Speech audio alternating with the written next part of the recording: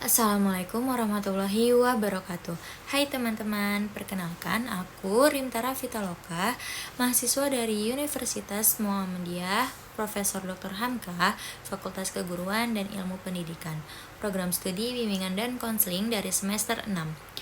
Di kesempatan kali ini, aku ingin menjelaskan hasil dari mini research yang berjudul Peran Tari Tortor dalam Identitas Masyarakat Batak Toba. Ayo teman-teman gabung di program studi bimbingan dan konseling di Universitas Muhammadiyah Profesor Dr. Hamka yang mencetak konselor unggul berbasis nilai Islami. Apakah kamu memiliki jiwa empati tinggi dan ingin membantu orang lain menemukan solusi dalam hidupnya? Saatnya kamu bergabung di program studi bimbingan dan konseling BKU Hamka. Kenapa sih kita harus pilih BKU Hamka? Yang pertama, sudah terakreditasi A, kurikulum berbasis Merdeka Belajar atau Kampus Merdeka, dosen profesional, berpengalaman, dan bersertifikasi. Integritas nilai-nilai keislaman dan kebangsaan. Selanjutnya, peluang karir yang luas, kegiatan praktik lapangan di sekolah, lembaga swasta, dan instansi pemerintah. Lokasi strategis di Jakarta, akses mudah, dan lingkungan kampus yang islami dan juga nyaman. Visi misi dari BKU Hamka itu menjadi program studi unggulan dalam pengembangan ilmu, bimbingan, dan konseling berbasis nilai-nilai keislaman dan kemanusiaan untuk menciptakan lulusan yang kompeten dan berakhlak mulia. Ada apa aja sih fasilitas yang ada di UHAMK? Yang pertama itu ada laboratorium konseling, yang kedua ada ruang praktik atau micro teaching, yang ketiga ada perpustakaan digital, yang keempat ada sistem pembelajaran online interaktif, dan yang terakhir ada pembinaan karakter Islami. Indonesia merupakan negara yang kaya akan ragam budaya, yang terbesar dari Sabang sampai dengan Merauke. Keanekaragaman budaya ini tercermin melalui berbagai seni, salah satunya adalah seni tari, yang bukan hanya berfungsi sebagai hiburan tetapi juga sebagai media komunikasi, ekspresi spiritual, dan sarana pelestarian nilai-nilai tradisional.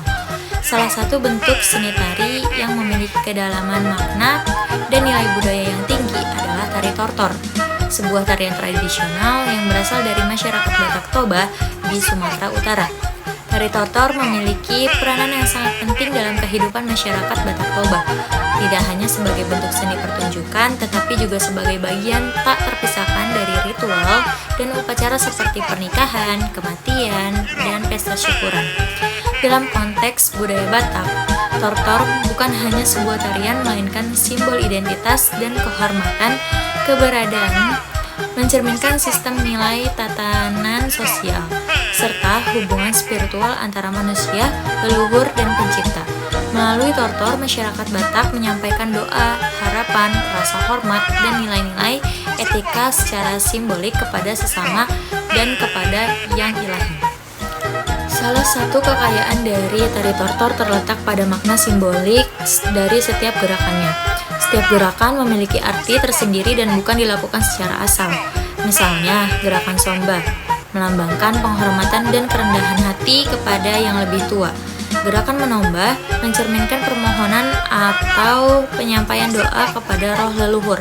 Sedangkan gerakan membuka roha menyeratkan keterbukaan hati dan kesiapan untuk berdamai.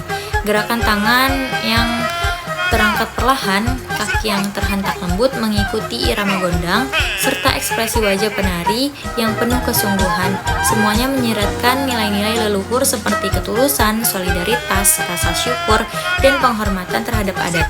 Keunikan tari tortor juga semakin kuat dengan penggunaan atribut adat seperti ulos, kain tenun tradisional Batak yang dikenakan di tubuh penari. Ulos tidak sekedar hanya aksesoris, melainkan simbol kasih, keberkahan, dan status sosial dalam masyarakat Batak. Warna dan motif ulos yang dikenakan disesuaikan dengan konteks acara dan hubungan antar individu, sehingga mempertegas nilai budaya dalam penampilan tari tortor. Namun, di tengah arus globalisasi dan modernisasi, keberadaan tari tortor menghadapi berbagai tantangan seperti penurunan minat generasi muda terhadap budaya lokal, pengaruh budaya asing, serta komersialisasi seni yang beresiko menggeser nilai-nilai sakral yang terkandung di dalamnya. Padahal tari tortor memiliki potensi besar sebagai sarana edukasi budaya yang mendalam bagi generasi penerus.